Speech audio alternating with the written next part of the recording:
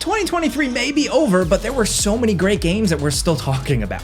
Like the end of every year, we like to go back and narrow down some of the biggest and best for each of the consoles. And today we're talking PlayStation 5. We'll be totally honest though, it's really hard to narrow down a best of list to 10. There were a lot this year, so we try our best, but we're looking forward to hearing your picks in the comments.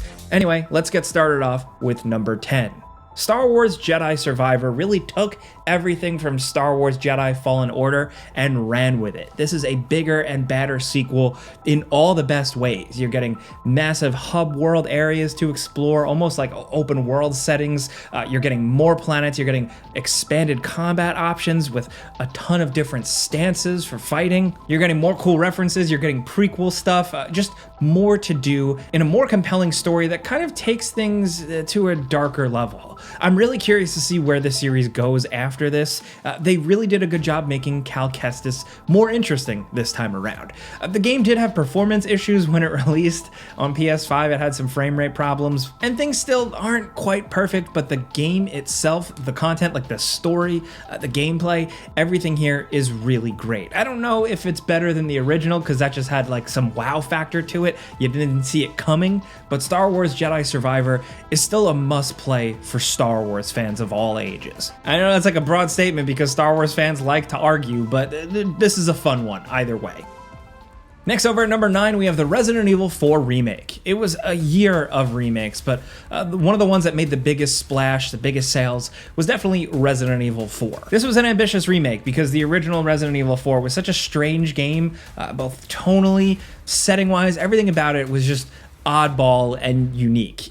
Thankfully, Capcom and the developers there did not shortchange it in 2023. They kept the weirdness, they kept a lot of the strange aspects, and they managed to make it a little scarier and a little more interesting. Ashley Graham, Leon Kennedy, Louise, they all have a little bit more depth to them. The game doesn't expand upon them too much where it breaks things or pisses off old school hardcore fans like me, but it does give them just a little extra glimmer of humanity, little extra bits of interesting things to them, and really just rounds it out to be a great Resident Evil adventure. It's unlike any of the other Resident Evil games, and that's why a lot of people really love it, just because it is so different. But this one is so much fun to play. It's also fun to replay over and over again because the game gives you a bunch of different incentives and unlockables and secrets to do so, and they added the Ada Wong DLC separate ways. So really, it's a pretty damn good package. Like a lot of games on this list, you've probably heard a lot about it throughout the year, but still, it's worth talking about. It's worth checking out.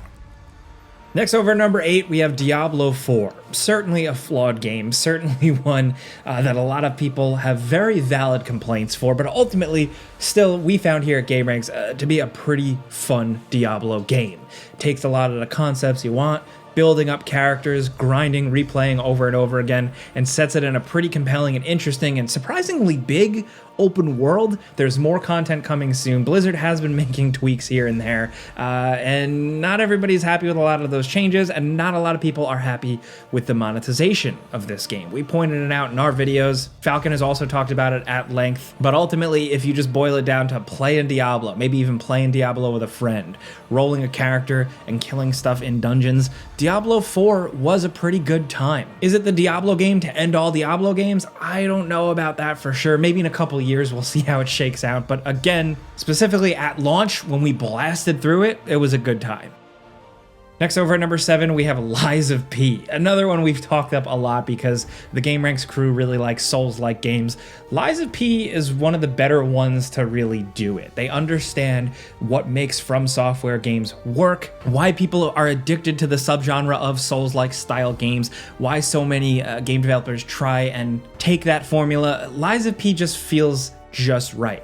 But thankfully, they also really take it and run with it and do some interesting things with setting, story, and how you build your character out. This is, of course, like the dark and gritty horror fantasy Pinocchio. And what comes with that is just some incredible, gorgeous backdrops and areas and environments, unsettling character and enemy designs, and over-the-top, really cool, really well thought out bosses. If you like these types of games, this one is extremely special. If you've been looking for something to scratch that itch that you've had since Bloodborne, This isn't quite that, but it's good to be adjacent to it. It might be enough for you. Either way, we definitely recommend you checking it out. It is, of course, challenging, so player beware, but if you're willing to stick with it, it's cool as hell.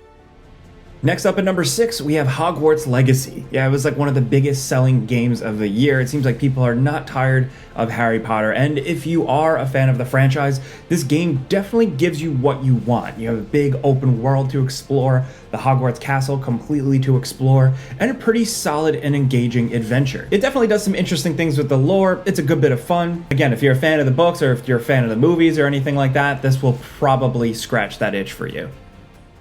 Next, over at number 5, we have Armored Core 6 Fires of Rubicon. Yes, From Software was not done after Elden Ring. They followed it up with this return to one of their classic game series. This mech action customization game is really challenging, but also very much focused around fast movement, lots of weapons, and managing everything. Your build in Armored Core 6 is everything. The amount of options, the amount of tinkering and tweaking to get the absolute perfect build with the right stats for the right job is half the fun. So I'd say, like, if you like robot action games, cool, but if you like nerdy, technical robot action games, consider Fires of Rubicon, because not only does it have all that stuff, it has, like I said, the challenging, tight gameplay, some cool music, some beautiful environment design, and again, cool robots. What more do you want?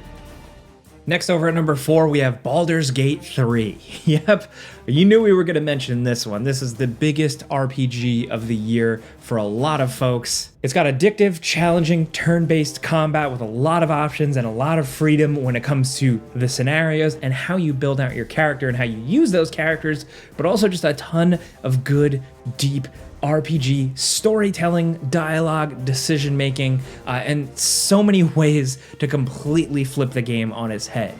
You can make decisions, you can kill people, you can do whatever you want, and the game just keeps going. It keeps presenting you with new, interesting things, and it is a really compelling and satisfying adventure. If you like Dungeons and Dragons, cool, because you have all that stuff here. But even if you don't, this is a really great intro to a lot of it. It's easy to get into. Like I said, that combat can be challenging, but there are a lot of options, and you can play with friends. Baldur's Gate 3 is definitely Game of the Year for a lot of people, but for the sake of this list and to keep it a little interesting, we're not making it number 1 because you probably heard that enough already. Look, I don't make the rules here with the ranking. We don't take it seriously. Anyway, let's move on. Now down at number 3, we have Alan Wake 2. If you love PlayStation and you just love good, compelling, thrilling, big budget, single player narrative adventure games, Alan Wake 2 does that, but also experiments, tries new weird things, and shows you things that you haven't seen in a video game in ways that you've never expected to see in a video game. Does that make sense? They really try different things with the medium here. Remedy has experimented for years, and Alan Wake 2 really feels like the culmination of all that. It really is something special. It's a bit scary, it's moody, there's multiple playable characters, there's a bunch of different environments and scenarios, different types of horror. I'd say that the combat is pretty simple. Survival horror, great, but pretty simple, and they do rely on jump scares a lot, but the story and how they tell it and the characters, all of it is top tier, fantastic stuff. You're gonna be hooked on this adventure. Now down to number 2, we have Final Fantasy XVI. This was a PlayStation console exclusive Final Fantasy, of course, and it absolutely kicks ass. Is it perfect? No. Is it flawed like any other Final Fantasy game? Yes. But I think like every Final Fantasy game, it's going to end up being somebody's favorite because it has a lot of unique elements and a lot of cool things to offer. The combat is fast-paced, challenging, and way more active and action-oriented. Clive is a really compelling main character. Some of the boss battles are absolutely extreme, and the music is incredible. The game does have some pacing issues and a lot of weird fluff here and there, but the Final Fantasy folks have once again crafted a pretty compelling and awesome adventure that feels nothing like the previous games, and you can always commend them for that. Now down to number 1, if we're talking the best PlayStation 5 games, we figured we'd take a PlayStation exclusive here and talk about Spider-Man 2. This is Insomniac's latest, and you know, it might not reach the absolute, oh my god, holy crap, they nailed it of Spider-Man 2018. Spider-Man 2 definitely goes crazy. It's a sequel with a lot more going on. You got playing as Miles and as Peter, so you have multiple Spider-Men, you have multiple villains from Kraven to Venom. There's a lot going on here, but the game doesn't manage to collapse under the weight of its own ambitions. You got a bigger New York with Queens and Brooklyn to explore. You got some over-the-top boss battles. You have a lot more abilities with your symbiote stuff, but ultimately what they did here is they made another Spider-Man game. It is a sequel, it keeps things going, and it is really cool to see our heroes doing new superhero stuff, namely punching Venom in the face. I think specifically if you're like a 90s old school Spider-Man comic book fan, there's going to be a lot to love here. And again, it's not perfect, but if you're looking for a good cinematic and fun PlayStation adventure, Spider-Man 2 was great for that, just what the doctor ordered. Those are 10 PlayStation 5 games of 2023, but we got some bonus ones we couldn't fit in the main list, including, it was a busy year for fighting games and it was hard to narrow it down, but we're going with Street Fighter 6. Also, we figured it's worth mentioning, it squeaked in at the end of the year, the God of War Ragnarok Valhalla DLC. Technically it's not a game, I know, but it's only like a couple hours and it's worth playing. Also, if we're talking DLC, the Cyberpunk Phantom Liberty expansion. This expansion does feel more like a significant game, and it is awesome. And Sea of Stars, one of the best RPGs of the year.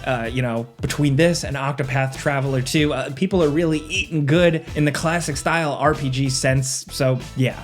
Clearly here, there's so much to play and there's more to talk about, so we'll catch you guys next time. But let us know in the comments what you think about some of these games, and like I said, some of the games that you were playing on PlayStation 5 from 2023. Let's talk anything at all about games down in the comments. And if you like this video and you like what we're doing here, we're just talking games every day, clicking the like button's all you gotta do to help us out. We would really appreciate that. And if you're new, consider subscribing, because we put out videos every single day. But as always, thanks for watching, and we'll see you guys next time.